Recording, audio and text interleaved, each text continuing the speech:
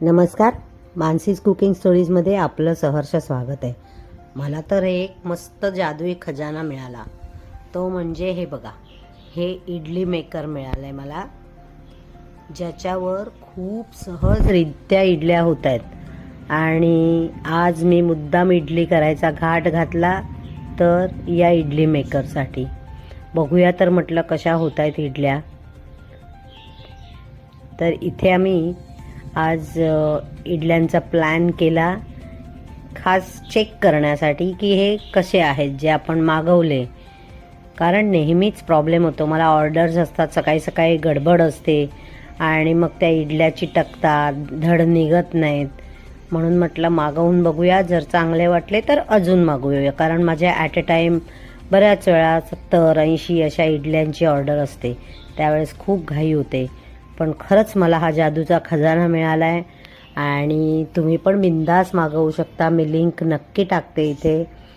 तर हे बघा, थोडंसं व्हायचे आहेत। पुन्हा जरासं झाकण ठेवून मी फोडणीची तयारी करून घेते। चटणी बनवलेली आहे ऑलरेडी। चटणीची लिंक हवी असेल तर कमेंटमध्ये मेसेज करा।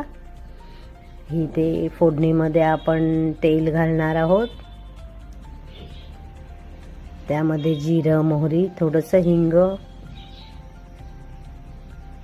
आणि अशी खमंग आपल्याला फोडणी करून घ्यायची आहे।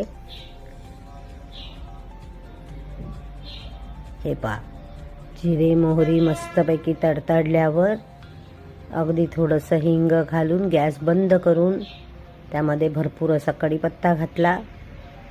गॅस बंद केल्यामुळे कढीपत्ता करपत नाही आणि छान त्याला हिरवा रंग तसाच राहतो। हे बघा, आपली फोडणी तयार झाली आहे। तोपर्यंत इथे आपल्या इडल्याही झालेल्या आहेत। वाव, दिसतात तर खूप छान। आता बघूया मेन रिझल्ट।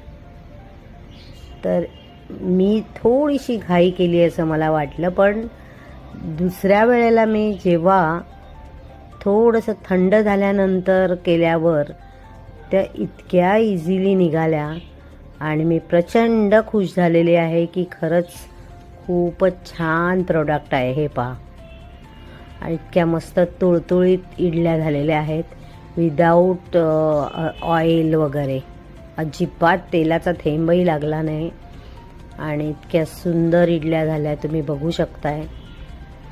तर कसा वाटला आजचा व्हिडिओ सांगायला विसरू नका। लाईक, शेअर, सबस्क्राईब तो बनता है बॉस। चला तर मग भेटूया पुढच्या भागात, तोपर्यंत इथेच थांबते। धन्यवाद।